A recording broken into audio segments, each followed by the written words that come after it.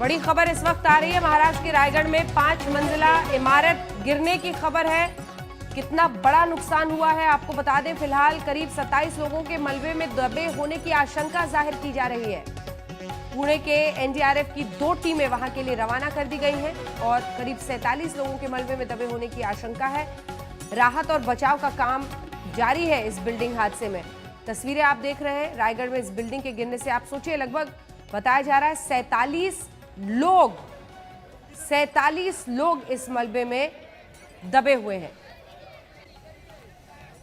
पंकज खेलकर हमारे साथ फोन लाइन पर खबर पर जुड़ रहे हैं। पंकज, सबसे बड़ी दुख की बात यह है कि इस इमारत में लगभग 47 लोग इस वक्त भी दबे हो सकते हैं और अब तो अंधेरा भी हो रहा होगा। सर्च ऑपरेशन, रेस्क्यू ऑपरेशन में दिक्कत आ रही होगी। क्या अपडेट है पंकज? यहाँ पर जो महाड़ में ये बिल्डिंग गिरी है वहाँ पर सर्च ऑपरेशन में बचाव कार्य में अभी मुश्किलें हैं, क्योंकि लगातार हो रही बारिश और अंधेरा, तो ये मुश्किलात है। लेकिन जो जिला प्रशासन है उनसे जो जानकारी आ रही है कि पर्याप्त मात्रा में जो लोकल फायर ब्रिगेड की टीम्स है और जिला प्रशासन के जो लोग हैं वो वहाँ पर मौजूद है और पर्याप्त मात्रा में लाइट्स और बाकी की चीजों का इंतजाम कर रहे हैं। लेकिन जिस प्रकार से ये जमीन ध्वस्त हुई है, 5 मंजिला इमारत जो कि 5 साल पहले इसका कंस्ट्रक्शन हुआ था, तो वहाँ पर अभी एनडीआरएफ की टीम भी पहुंच रही है। लेकिन दिक्कतें जो जा रही है कि अभी जैसे आधिकारिक रूप से कलेक्टर कचेरी से जानकारी आई कि 47 लोग दबे होने की आशंका है, लेकिन ज्यादा लोग भी हो सकते हैं। अभी तक ये पूरी बात सामने नहीं हो स्पष्ट नहीं हो पा रही है, जिस प्रकार से ये माहौल यहाँ पर बना हुआ है। तस्वीरें हम दिखा रहे हैं और पंकज, इन तस्वीरों को देखकर कोई भी डर जाए, सहम जाए। 5 मंजिला इमारत थी, किन वजहों से ढही, क्या इस बारे में कोई भी जानकारी अभी तक आई है? क्या हुआ और जो परिस्थितियां हैं पूरे इलाके में, काफी अफरा तफरी मची रही। अंजना, जिस प्रकार से ये बिल्डिंग गिरी है उसमें से सवाल कंस्ट्रक्शन पे ही खड़े होने वाले हैं। 5 साल पहले ही इसका निर्माण हुआ है, ये जानकारी यहाँ पर आई है। लेकिन क्या वजह है अभी उसकी जानकारी यहाँ पर नहीं है। लेकिन पिछले आज की तारीख 24 हो गई है और पूरा 24 दिनों तक इस इलाके में जो बारिश हो रही है वो एक वजह हो सकती है। लेकिन बारिश के सामने ये बिल्डिंग टिक नहीं पाई, ये एक बड़ा सवाल है। तो सीधा सवाल निर्माण पे ही जाएगा, पर वो अभी हम कह नहीं सकते हैं वजह क्या क्या है, वो सारा बाद में आएगा ही सामने। लेकिन अब फिलहाल जो सामने दिखाई दे रहा है कि बचाव कार्य और जो लोग अंदर फंसे हैं, खौफनाक तस्वीर जख्मी हालत में उन्हें बाहर निकालना। बिल्कुल पंकज, खौफनाक तस्वीर है। देखिए, 5 मंजिली इमारत और उसके गिरने के बाद से क्या वहां पर अफरा तफरी मची हुई है। लेकिन सबसे बड़ी बात तो यही है कि लगभग 47 लोग से ज्यादा भी हो सकते हैं जो इस वक्त भी दबे हुए हैं, फंसे हुए हैं इस बिल्डिंग में। कमलेश सुतार हमारे सहयोगी इस वक्त हमारे साथ इसी खबर पर जुड़ रहे हैं। कमलेश, आपके पास क्या जानकारी है? अंजना, एनडीआरएफ की एक टीम पुणे से रवाना हो चुकी है, क्योंकि बिल्डिंग काफी बड़ी थी। इसमें रिहायशी इमारत थी और यहाँ पर तकरीबन 64 फ्लैट थे रिहायशी जिसमें लोग रहते थे। इसलिए आशंका यह जताई जा रही थी यहाँ पर दबे हुए लोगों का, मलबे के नीचे दबे हुए लोगों की संख्या ज्यादा हो सकती है और इसलिए एनडीआरएफ अभी वहाँ पर थोड़ी देर में पहुंचेगी और रेस्क्यू ऑपरेशन उसको एक्सपीडिएट कर दिया गया है। कितने लोग दबे होंगे और फिलहाल तो जानकारी प्रशासन की तरफ से दी जा रही है कि 30 लोगों को मलबे से निकाला जा चुका है सेफली, लेकिन बाकी भी और लोग हो सकते हैं। ज्यादा लोग इस इमारत में थे, तो इसके जीवित हानि कम से कम हो इसकी तरफ काम किया जा रहा है। लेकिन एनडीआरएफ की टीम पहुंचेगी। फिलहाल तो स्थानीय प्रशासन की तरफ से लोगों को निकालने का काम यहाँ पर चल रहा है। 47 से ज्यादा लोग दबे हो सकते हैं, ये कह रहे हैं आप कमलेश? 64 यहाँ पे घर थे इस 5 मंजिला इमारत में। 64 घरों में तकरीबन 4 से 5 लोग हर घर में पकड़े तो आंकड़ा शायद बड़ा हो सकता है। फिलहाल आंकड़े पर कोई क्लैरिटी प्रशासन की ओर से सामने नहीं आ रही, लेकिन 30 लोगों को फिलहाल निकाला गया है यहाँ से। 30 लोगों को वहाँ पे सेफली बाहर निकाला गया है। लेकिन कोशिश ये चल रही है कि कम से कम जीवित हानि हो, क्योंकि बरसात का सीजन है, ज्यादा जीवित हानि ना हो, इसलिए एनडीआरएफ की टीम भी वहाँ पर पहुंची और फिलहाल स्थानीय प्रशासन, फायर ब्रिगेड की तरफ से लोगों को दबे हुए मलबे में दबे हुए लोगों को निकालने का काम चल रहा है। स्थानीय एमएलए से बातचीत की है, ये उद्धव ठाकरे जानकारी दे रहे हैं। रायगढ़ हादसे पर मुख्यमंत्री उद्धव ठाकरे का भी बयान आया है, हम आपको तस्वीरें दिखा रहे हैं वहां की। एक बार फिर से चलते हैं, हमारे सहयोगी पंकज खेलकर भी बने हुए, कमलेश आप भी बने रहिएगा। अब पंकज, ये पूरा इलाका और कितने दिनों से यहाँ पर लगातार बारिश हो रही थी, क्या इस बारे में कोई जानकारी है? लेकिन फिर भी ये सवाल उठेगा कि अगर बारिश भी हो रही थी, इमारत कैसे, वो भी 5 मंजिली, अचानक ढह गई? 30 लोगों को ही अभी निकाला जा चुका है। क्या उनके जरिए, स्थानीय प्रशासन के जरिए कोई और जानकारी आ रही है पंकज? जिला कलेक्टर और जिलाधिकारी जो निधि चौधरी मैडम है, उनकी दफ्तर से हम संपर्क कर रहे हैं। उनसे ये जानकारी मिली है कि वहाँ पे राहत और बचाव कार्य शुरू हो गया है और 47 का आंकड़ा उस दफ्तर से ही ये मिला है। लेकिन जैसे कमलेश बता रहे थे कि 64 परिवार वहाँ पे रहते थे और कई परिवार बाहर निकल चुके थे, ये भी बताया जा रहा है। तो ये बहुत ही खुशनसीबी होगी कि जो लोग बाहर पहले ही निकल गए और जो आंकड़ा कलेक्टर दफ्तर से आ रहा है कि 47-50 लोग। पंकज आपको एक सेकेंड रोक रही हूँ। अदिति तट पर है हमारे साथ, जो स्थानीय विधायक है वो जुड़ रही हैं। आवाज आ रही है आपको मैम? ठीक है, अदिति जी के पास फिर से जाएंगे। आप पंकज अपनी बात पूरी कीजिए। 64 परिवार इस इमारत में रहते थे, 64 परिवार, और अभी तक जो खबर आ रही है सिर्फ 20-30 लोगों को ही, 30 के आसपास लोगों को निकाला गया है। यानी ये आंकड़ा बहुत ज्यादा भी हो सकता है पंकज, जो लोग दबे हो, फंसे हो इन घरों में। जी हाँ अंजना, जो जिस प्रकार से कमलेश बता रहे हैं कि 64 परिवार और उसमें से 30 लोगों को ही बाहर निकाला गया है। लेकिन जो जानकारी कलेक्टर के दफ्तर से आई है कि कई परिवार पहले निकल चुके थे। तो सवाल ये खड़ा होता है कि क्या ये बिल्डिंग अगर गिरने की आशंका आई है तो पहले ही परिवारों ने बाहर निकलना शुरू कर दिया और उस दरमियान ये बिल्डिंग गिर गई, क्योंकि पिछले जैसे कहा है कि मानसून शुरू है और ये जो पूरा बेल्ट है मुंबई से लेकर कोंकण और गोवा तक, ये पूरे बेल्ट में ज्यादा बारिश होती है। जो भी कम दबाव के क्षेत्र बने हैं तो ये लगातार। निधि चौधरी हमारे साथ कलेक्टर रायगढ़ की जुड़ रही है, बने रहिए हमारे साथ। निधि जी, आपसे सबसे पहले तो यही जानना चाहेंगे कि क्या जानकारी आप हमारे दर्शकों को देंगी, किन परिस्थितियों में इमारत गिरी, कितने लोगों के फंसे होने की आशंका है, कितनों को आप रेस्क्यू कर पाए हैं और किस तरह से रेस्क्यू ऑपरेशंस आगे ले जा रहे हैं? ये बिल्डिंग 10 साल पुरानी है और महाड़ में, शहर में, तालाब के किनारे पे बनी हुई है। 5 मंजिला बिल्डिंग है और इसके ऊपर के 3 फ्लोर कोलैप्स हुए हैं। इसमें लगभग 40 फ्लैट्स बताए जा रहे हैं और जब ये बिल्डिंग कोलैप्स हो रही थी उसी समय 40 से 50 लोग उस बिल्डिंग से भागते हुए बाहर आए हैं। लेकिन अभी भी ऊपर के 3 फ्लोर पूरी तरीके से कोलैप्स हो चुके हैं, एक के ऊपर एक वो गिरे हैं और उसमें 50 से 60 लोगों के दबे होने की आशंका बताई जा रही है।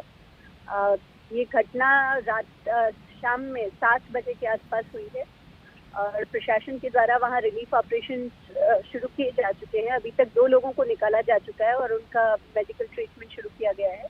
बाकी ऑपरेशंस भी ट्रेन लोगों की मार्गदर्शन में किया जा रहा है। एनडीआरएफ की तीन टीम बुला ली गई है और उन टीम के पहुंचने के बाद ये ऑपरेशंस को और गति मिलेगी। रात होने के कारण से थोड़ा डिफिकल्टीज हैं, लेकिन जनरेटर्स और हेलोजन लाइट्स की मदद से ये रिलीफ और रेस्क्यू ऑपरेशन चालू रहेंगे। सबसे बड़ा सवाल ये है कि ये 10 साल पुरानी बिल्डिंग थी, आप बता रही हैं, ऐसी कोई वजह तो नहीं होनी चाहिए कि ऐसी इमारत ढह जाए। क्या कुछ लोग पहले से वहां घर भी छोड़ रहे थे? इस बारे में आप क्या जानकारी देंगे? क्या ये डेंजरस बिल्डिंग डिक्लेयर किया गया था? नहीं, ये बिल्डिंग बिल्कुल डेंजरस डायलैपिडेटेड बिल्डिंग्स में इंक्लूडेड नहीं थी। म्युनिसिपल काउंसिल की जो डेंजरस बिल्डिंग्स की यादी होती है, डायलैपिडेटेड बिल्डिंग की यादी होती है, हमने सभी शहरों में जो डायलैपिडेटेड स्ट्रक्चर थे उनमें नोटिस देके लोगों को निकाला है। ये बिल्डिंग सेफ बिल्डिंग्स में थी, इससे डायलैपिडेटेड नहीं डिक्लेयर किया गया था। इसमें डेफिनेटली कंस्ट्रक्शन में कुछ फ्लॉज रहे हैं, बिकॉज इसके ग्राउंड और फर्स्ट फ्लोर अभी भी इंटैक्ट बताए जा रहे हैं और ऊपर की 3 फ्लोर कोलैप्स हुए हैं। तो ये डिजाइन फ्लॉ है और इसका प्रॉपर इन्वेस्टिगेशन किया जाना बहुत जरूरी है। इसके लिए जो भी जवाबदार होंगे उन पे निश्चित तौर पर आवश्यक पीनल कार्रवाई की जाए। निधि जी, एक बार फिर से आपसे ये जानना चाहेंगे कि आपने बताया लगभग 50 लोग दबे हो सकते हैं। क्या आपने वहां जाकर खुद मुआयना किया है? अपडेट आपको मिला है? क्या उनके जान बचे होने की मतलब ऐसी उम्मीद रखी जा सकती है कि उनमें से और भी कई लोगों को सफल तौर पर रेस्क्यू किया जा सकता है? आपने वहां पर क्या देखा जाकर? मैं डिस्ट्रिक्ट हेडक्वार्टर अलीबाग में थी, वहां से निकल चुकी हूँ और कुछ देर में महाड़ पहुंचूंगी। मेरे तहसीलदार, प्रांत अधिकारी और एसडीपीओ वहीं पर है, ऑन द स्पॉट है। डॉक्टर्स, एम्बुलेंसेज वगैरह ऑन द स्पॉट है। कंटिन्यूअसली उनसे टच में हूँ और उम्मीद करते हैं कि ज़्यादा से ज़्यादा लोगों को हम लोग निकाल पाएंगे। वहाँ रिलीफ ऑपरेशन शुरू किए जा चुके हैं, बट इस तरह की दुर्घटना में बहुत एनडीआरएफ की मदद की तुरंत जरूरत होती है और एनडीआरएफ बुला ली गई है। एक बार एनडीआरएफ के पहुंचने के बाद और रेस्क्यू ऑपरेशन बढ़ पाएगा और उसको गति मिलेगी, ज्यादा लोगों को हम निकाल पाएंगे, ऐसी उम्मीद है। 3 फ्लोर्स आपने कहा कि वो ऊपर की गिर गई हैं, डिजाइन फ्लो आप इसे बता रही हैं, लेकिन क्या जो नीचे के 2 फ्लोर्स है, फर्स्ट और सेकंड, वो इंटैक्ट रह पाए हैं या वो भी उसको भी नुकसान हुआ है? मुझे सूचना अभी तक मिली है, जैसा मैंने कहा कि मेरे को अभी भी स्पॉट पे पहुंचना बाकी है। डिस्ट्रिक्ट हेडक्वार्टर से 3 घंटा लगता है महाड़ पहुंचने में। तो मैं अभी तक मिली हुई सूचना जो नीचे के 2 फ्लोर है वो इंटैक्ट है। नीचे के पहुंचने के बाद बाकी जानकारी व्यवस्थित मिल पाएगी। ठीक है, ये हम उसी इमारत की पहले की तस्वीर दिखा रहे हैं और अब जब ये हादसा हुआ है उसके बाद। और निधि जी, तस्वीरों में दिख रहा है ये तालाब के पास का कंस्ट्रक्शन है।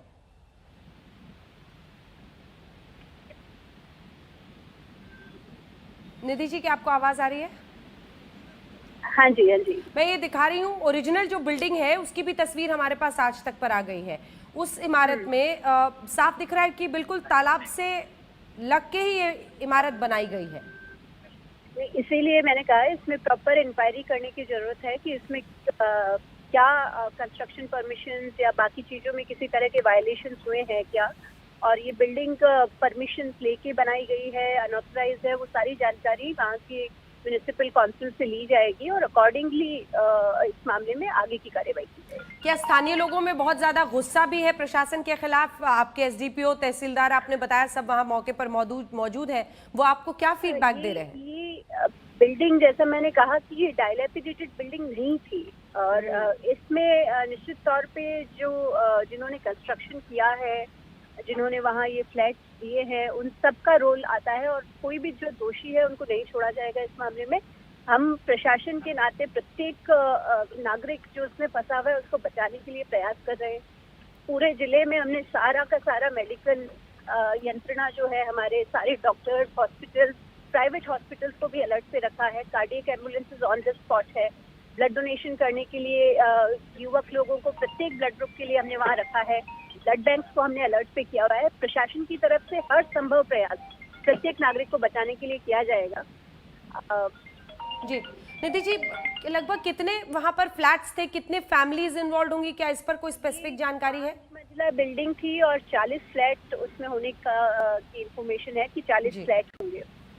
जी, बहुत बहुत धन्यवाद आपका निधि चौधरी जी हमारे साथ आज तक पर जुड़ने के लिए। करीब 50 लोग अभी भी इन इमारत के गिरने के बाद उसमें फंसे होने की आशंका जाहिर की जा रही है। एनडीआरएफ की टीमें भी भेज दी गई हैं और कोशिश ये है कि अगर 47 से 50 लोग फंसे हुए हैं तो किसी तरह से उन्हें जीवित यहां से निकाला जा सके।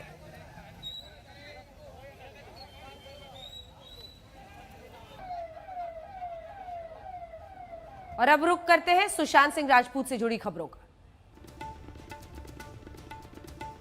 सुशांत सिंह मामले में आपको बता दें, सुशांत के कुक केशव से सीबीआई की पूछताछ हुई है। इस पूरे मामले में अपडेट यह है कि सुशांत के अकाउंटेंट रजत मेवाती से भी पूछताछ हुई है। एक बार फिर सीबीआई पूरे मामले में सिद्धार्थ पिठानी, केशव, नीरज सिंह, उन चश्मदीदों से सवाल जवाब कर रही है जो उस दिन 14 जून को मौजूद थे। खाता जांचने के लिए कोटक महिंद्रा बैंक भी गई सीबीआई। और अब आइए आपको दिखाते हैं नई पड़ताल जो सीबीआई की आगे बढ़ रही है। उसमें नए नए खुलासे आ रहे हैं, सबूत नए नए। और इस कड़ी में अभी तक आपने यही सुना था कि एक हरे कुर्ते से फांसी लगाई थी सुशांत सिंह राजपूत ने, लेकिन अब उसके बेड पर एक बेल्ट मिलने के बाद से नई थ्योरी सामने आई है। हमारी ये रिपोर्ट आपको बताएगी कि कैसे अब शक जाहिर किया जा रहा है कि फांसी कुर्ते से लगी थी या फिर इस बेल्ट से, और अगर इससे नहीं लगी थी तो उनके बाथरूम रोब की बेल्ट बेड पर क्यों थी। सुशांत केस में सबसे बड़ा खुलासा, सुशांत पर मौत का डबल अटैक। सुशांत की मौत में बेल्ट का रहस्य।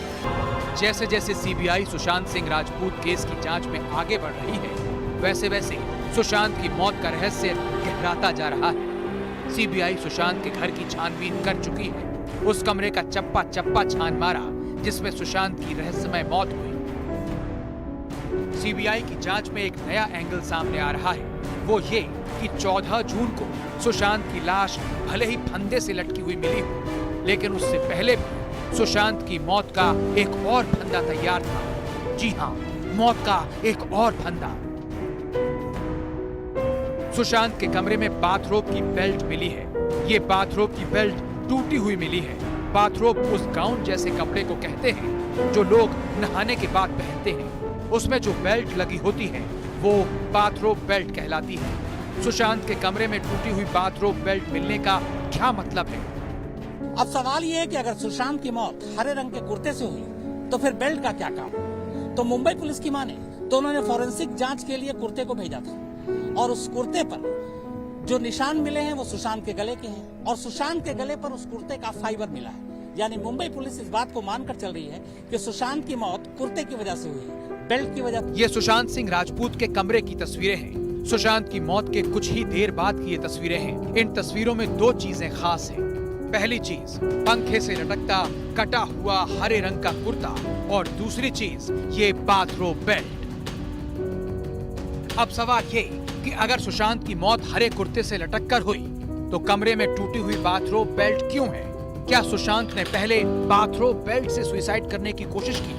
वरना बाथरूम के बजाय ये बेल्ट बेडरूम में क्या कर रही है? सीबीआई इस एंगल से भी जांच कर रही है। हालांकि सुशांत की मौत कुर्ते के फंदे से हुई या फिर बेल्ट से, इसका जवाब फॉरेंसिक जांच में आसानी से मिल सकता है।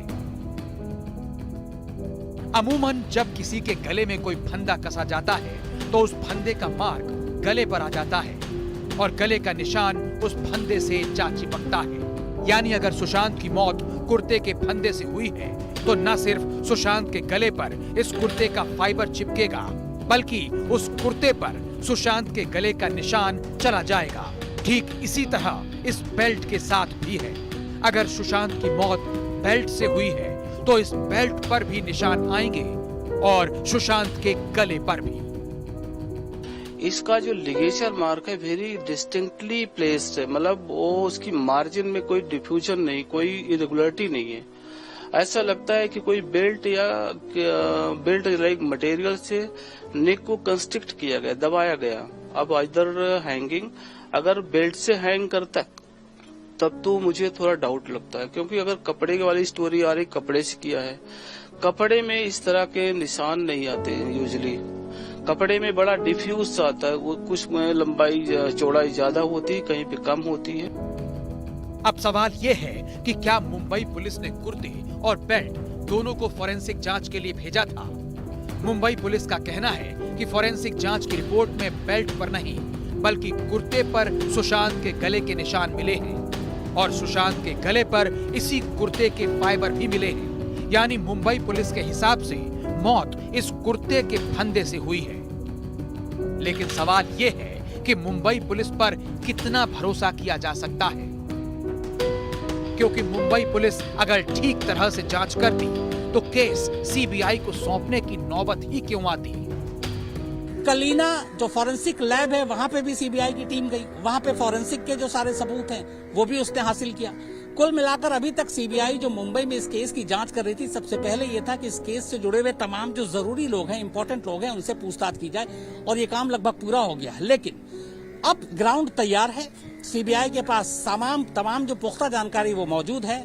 अब इसी जानकारी के आधार पर रिया चक्रवर्ती से पूछा जाएगा, लेकिन रिया चक्रवर्ती से जब पूछताछ होगी तो बतौर चश्मदीद नहीं बल्कि एक आरोपी के तौर पर। अरविंद ओझा और कैमरामैन संजय कुमार के साथ शम्स ताहिर खान, मुंबई, आज तक। आइए आपको सीधे लिए चलते हैं अपने सहयोगी शम्स ताहिर खान के पास, जो इस वक्त सीधे मुंबई से हमारे साथ जुड़ रहे हैं। शम्स, हर कदम पर पेच, हर दिन नई जानकारी, कुर्ता या फिर बेल्ट, और इन सब के बीच सीबीआई की पूछताछ। कहां पर हैं आप और क्या बताएंगे? जांच कैसे आगे बढ़ रही है? देखिए अंजना, सुशांत सिंह राजपूत के घर के बाहर हूं मैं, क्योंकि सारी कहानियां यहीं से शुरू होती हैं और इस वक्त डीआरडीओ ऑफिस में लगातार मैराथन पूछताछ चल रही है सीबीआई की। जो 4 कैरेक्टर हैं मेन, पहली बार एक चीज ये है कि अब तक जो पिठानी है या फिर नीरज है या फिर दीपेश है, उनसे पूछताछ की गई। आज पहला दिन है, पहला मौका है जब एक चौथे कैरेक्टर इस पूरी कहानी के, केशव, उससे पूछताछ हुई, क्योंकि केशव भी उस दिन मौजूद था। लेकिन इन चारों के जो बयान आ रहे हैं उसमें से कई ऐसी चीजें, केशव कुछ कह रहा है, पिठानी कुछ बता रहा है, दीपेश कुछ कह रहा है, नीरज कुछ कह रहा है। तो सीबीआई को भी लग रहा है कि इन सारे बयान जो मुंबई पुलिस को दिए थे उसकी कॉपी है, उसमें ज्यादातर लगभग एक तरह के बयान थे। लेकिन यहाँ पे कुछ चीजें जो है वो अलग अलग हो रही है, इसीलिए क्रॉस एग्जामिनेशन किया जा रहा है। लेकिन सीबीआई का ये भी कहना है कि एक बार इनसे पूछताछ करने के बाद, और मैराथन मीटिंग की एक वजह ये भी है कि बहुत सारी चीजें वो रिया चक्रवर्ती और सुशांत के बारे में पूछ रहे हैं, ताकि जब रिया चक्रवर्ती सीबीआई के सामने हाजिर हो तो ये सीबीआई अपने पूरे सवालों के तीर के साथ तैयार हो और फिर उसके बाद आगे की कार्रवाई। बिल्कुल शाम साहब का धन्यवाद हमारे साथ स्पेशल रिपोर्ट में जुड़ने के लिए। सीबीआई पुख्ता तैयारी, पूरा ग्राउंड वर्क कर लेना चाह रही है इससे पहले कि वो रिया चक्रवर्ती के पास पूछताछ के लिए पहुंचे। लेकिन आज दिन भर सीबीआई ने आखिर क्या किया? सबसे पहले उन्होंने आज डमी टेस्ट भी किया है सुशांत सिंह राजपूत का। जो मौत के लम्हे थे उन्हें रिक्रिएट करने की कोशिश की गई है। हत्या या फिर आत्महत्या, जी हाँ, इसी पर पूरा मामला टिका हुआ है। हालांकि वो जो कपड़ा था कुर्ते का, उसका माना गया कि उससे लगभग 200 किलो वजन लटक सकता है, उसका टेंसाइल स्ट्रेंथ सामने आ गया।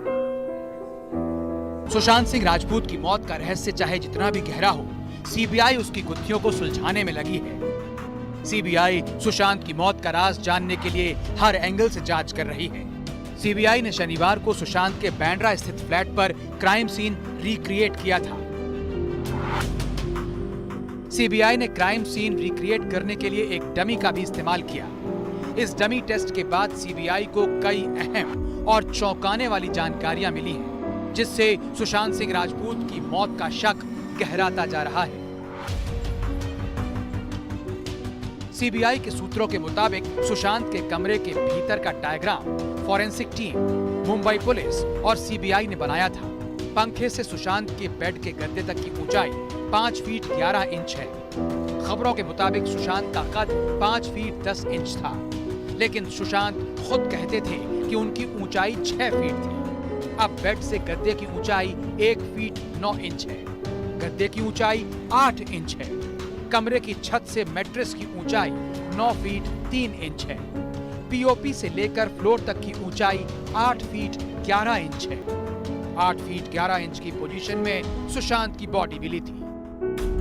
जहां तक सवाल उठ रहे थे हरे रंग के कुर्ते पर कि क्या उस कुर्ते की क्षमता इतनी थी कि उससे कोई इंसान फांसी लगा सकता है, उसकी रिपोर्ट भी आ चुकी है। सुशांत ने जिस कपड़े से फंदा लगाया था उसकी टेंसिल स्ट्रेंथ रिपोर्ट आ गई है। रिपोर्ट के मुताबिक उस कपड़े की वजन उठाने की क्षमता 200 किलो तक थी, यानी उस कपड़े से 200 किलो तक का वजन लटकाया जा सकता था, जबकि सुशांत सिंह राजपूत का वजन 80 किलो ही था।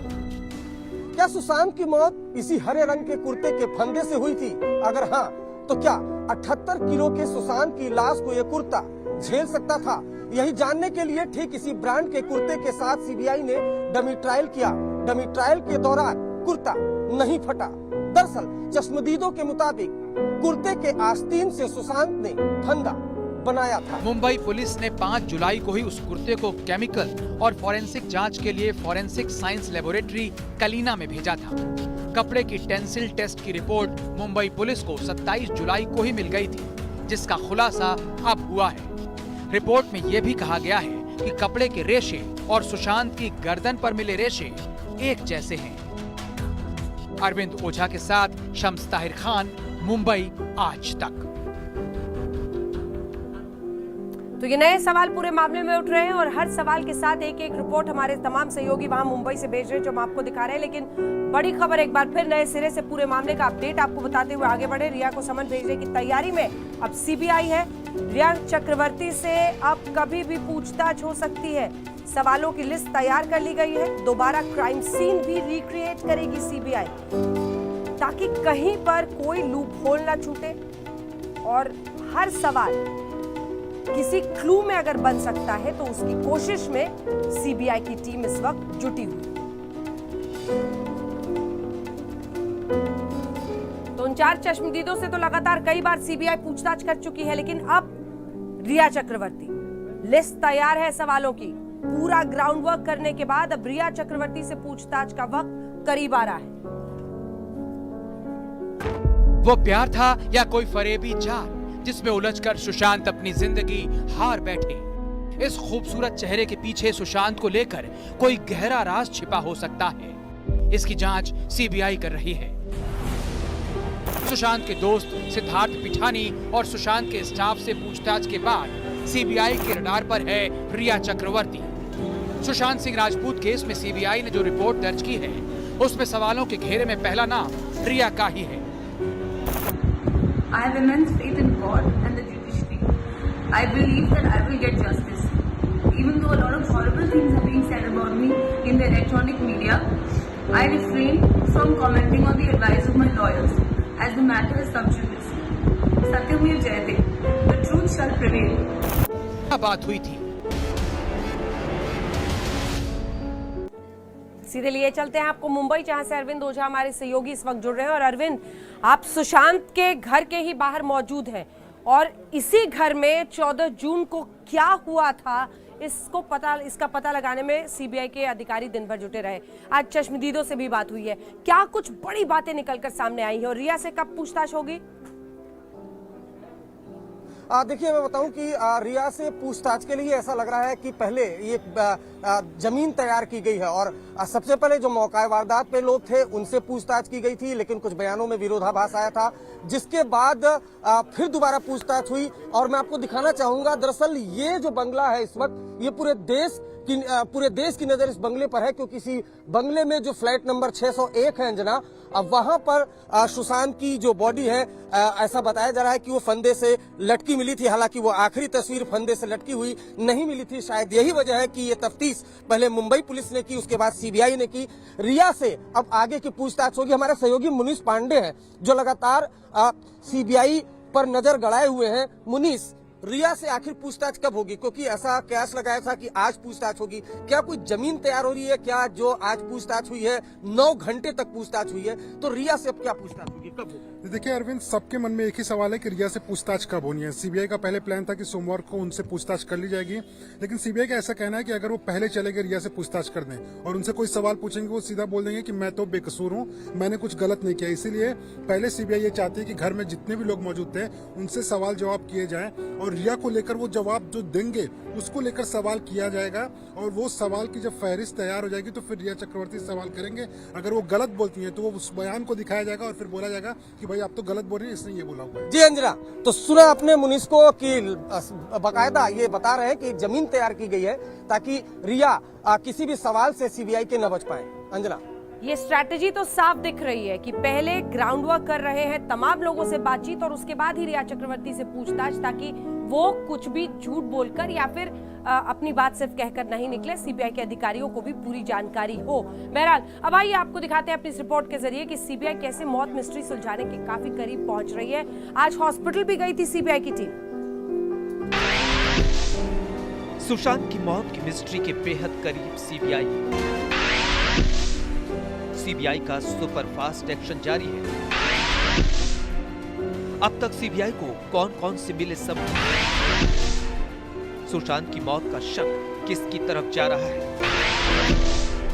सुशांत के कमरे से सीबीआई को क्या क्या, सुशांत के रहस्यमयी मौत की गुत्थी सुलझाने के लिए सीबीआई जबरदस्त एक्शन में दिख रही है। सीबीआई टीम का मुंबई में आज चौथा दिन है और उम्मीद यही है कि सीबीआई जल्द से जल्द किसी बड़े नतीजे पर पहुंचने वाली है। आज हम आपको दिखाएंगे सुशांत केस में शक की सुई किस तरफ घूम रही है, सुशांत केस में सीबीआई ने अब तक किस किस से पूछताछ की है और आगे कौन कौन उसके रडार पर है। सबसे पहले हम आपको सुशांत केस से जुड़े 10 किरदार दिखाते हैं जिनके इर्द गिर्द सीबीआई सुशांत की मौत की मिस्ट्री सुलझाने में लगी हुई है। किरदार नंबर 1, नीरज सिंह, सुशांत का कुक। किरदार नंबर 2, केशव बचनेर, सुशांत का कुक। किरदार नंबर 3, सिद्धार्थ पिठानी, सुशांत के दोस्त। किरदार नंबर 4, दीपेश सावंत, घर का केयर टेकर। किरदार नंबर 5, मोहम्मद आरिफ शेख, चाबी वाला। किरदार नंबर 6, अक्षय, एम्बुलेंस वाला। किरदार नंबर 7, श्रुति मोदी, सुशांत की मैनेजर। किरदार नंबर 8, सैमुअल मिरांडा, सुशांत के मैनेजर। किरदार नंबर 9, शौविक चक्रवर्ती, रिया का भाई। किरदार नंबर 10, रिया चक्रवर्ती। पिछले 4 दिन में सीबीआई ने सुशांत के कुक नीरज, सिद्धार्थ पिठानी, दीपेश सावंत और केशव बचनेर से पूछताछ की है। सीबीआई ने सुशांत के बांद्रा वाले फ्लैट की भी छानबीन की है। मुंबई में सीबीआई का आज चौथा दिन है। पिछले 4 दिनों से सीबीआई की जांच जारी है। इस दौरान सीबीआई ने सबसे पहले सुशांत के घर में रहने वाले 4 सबसे अहम चश्मदीदों से पूछताछ की। इनमें से 3 सिद्धार्थ पिठानी, नीरज और दीपेश से लगातार पिछले 2-3 दिनों से पूछताछ की गई। पहली बार चौथे शख्स केशव से आज पूछताछ की गई। तो इस तरीके से आज के हिसाब से अगर हम देखें तो जो 4 सबसे अहम विटनेस चश्मदीद हैं उन चारों से सीबीआई पूछताछ कर चुकी है। इसके अलावा कुछ और लोगों से पूछताछ की गई। सीबीआई का शक 14 जून की सुबह सुशांत के घर में मौजूद 3 लोगों पर ज्यादा जा रहा है। इसलिए जांच के चौथे दिन भी सीबीआई ने नीरज सिंह, सिद्धार्थ पिठानी और दीपेश सावंत को डीआरडीओ गेस्ट हाउस बुलाकर पूछताछ की। खास बात ये रही कि इन तीनों को 3 अलग-अलग कमरे में बिठाकर पूछताछ की गई। अब आपको बता दें कि सीबीआई इन्हें मुख्य गवाह बनाकर रडार पर ले रही है। इसके अलावा सीबीआई टीम सोमवार को सुबह मुंबई के अंधेरी में वाटरस्टोन होटल पहुंची। हम आपको बता दें कि ये वही रिसोर्ट है जहां सुशांत ने कथित जादू टोना वाली पूजा के लिए 2 महीने बिताए थे। सीबीआई की टीम रविवार को भी यहां पहुंची थी। अब खबर ये है कि सीबीआई उस स्पिरिचुअल हीलर से भी पूछताछ करेगी जिन्होंने सुशांत का कथित इलाज किया था। सीबीआई की एक टीम कोटक महिंद्रा बैंक भी पहुंची। इसी बैंक में सुशांत का अकाउंट है जिसमें से 15 करोड़ रुपए की अवैध निकासी का आरोप है। सीबीआई से पहले बिहार पुलिस की टीम भी मुंबई आकर बैंक के अधिकारियों से पूछताछ कर चुकी है। सीबीआई की टीम ने आज कूपर अस्पताल का भी दौरा किया। हम आपको बता दें कि इसी अस्पताल में सुशांत सिंह राजपूत का पोस्टमार्टम हुआ था। सीबीआई ने कूपर हॉस्पिटल के डॉक्टरों से पूछताछ की है। सीबीआई बाल से बारीक चीजों को कुरेद रही है ताकि सुशांत की मौत के फंदे का सच देश के सामने आ सके। जहां एक तरफ गवाहों से पूछताछ चल रही है, वहीं सीबीआई की एक टीम आज कूपर अस्पताल आई थी। कूपर अस्पताल में यहां पर सुशांत सिंह राजपूत के पार्थिव शरीर का पोस्टमार्टम हुआ था। यहीं पर पोस्टमार्टम हुआ था, तो यही वजह है कि सीबीआई को यहां से अहम सबूत मिल सकते हैं, जिसकी वजह से सीबीआई की टीम यहां आई थी। उन्होंने डॉक्टरों से पूछताछ की, मॉर्चुरी का इंस्पेक्शन किया, वहां पर जो लोग थे उनसे भी बातचीत की और अभी थोड़ी देर पहले ही यहां से निकल गए। दिव्येश सिंह के साथ शम्स ताहिर खान, मुंबई, आज तक। नजर सीबीआई पर और इधर रिया चक्रवर्ती पर शिकायत। 14 जून को बांद्रा के फ्लैट नंबर 601 का सच क्या है, अगर ये जानना है तो उन चश्मदीदों के जरिए सच जानना होगा जो उस वक्त मौजूद थे। लेकिन यहाँ तो इनके बयान ही आपस में मेल नहीं खा रहे हैं। सिद्धार्थ पिठानी कुछ और कह रहे हैं, नीरज सिंह कुछ और। ये रिपोर्ट देखिए। सुशांत की मौत के रहस्य को सुलझाने के लिए सीबीआई हर एंगल से पड़ताल कर रही है और इसमें सबसे गहरा शक सुशांत के कुक नीरज और सुशांत के दोस्त सिद्धार्थ पिठानी पर गहरा रहा है, क्योंकि अभी तक 4 दिन की पूछताछ में नीरज और सिद्धार्थ पिठानी से जितनी पूछताछ हुई है, दोनों के बयान मेल नहीं खा रहे। मसलन नीरज ने सीबीआई पूछताछ में कहा कि जब सुशांत के कमरे का दरवाजा नहीं खुल रहा था, उस वक्त सिद्धार्थ पिठानी ने कोई हड़बड़ी नहीं दिखाई, जबकि सिद्धार्थ पिठानी ने सीबीआई को दिए बयान में कहा कि दरवाजा ना खुलने पर वो बहुत परेशान हो गया था। नीरज ने बताया कि जब सुशांत के कमरे का दरवाजा खुला तो सिद्धार्थ एकदम रिलैक्स था और चाबी वाले को भगाने की जल्दी में था, जबकि सिद्धार्थ ने कहा कि खुद चाबी वाला जल्दी में था। सुशांत के कमरे का ताला तोड़ने वाले मोहम्मद रफी शेख ने भी खुलासा किया है, अब जरा वो भी सुन लीजिए। नहीं, आपस में कोई बात तो नहीं कर रहे थे, एकदम रिलैक्स लग रहे थे उन लोग। कुछ ऐसा मेरे को लगा नहीं परेशान है या कुछ ऐसा, कुछ शक्ल से तो उनके मतलब हाव से ऐसा कुछ मालूम नहीं पड़ रहा था, तो एकदम रिलैक्स ही थे कि आप बस काम कर रहा था, मैं तो देख रहे थे। वो बस जैसे लॉक तोड़ा तो बस उन्होंने कहा कि आपका सामान लो और जाओ, और मुझे अंदर एक भी कुछ भी नहीं देखने दिया।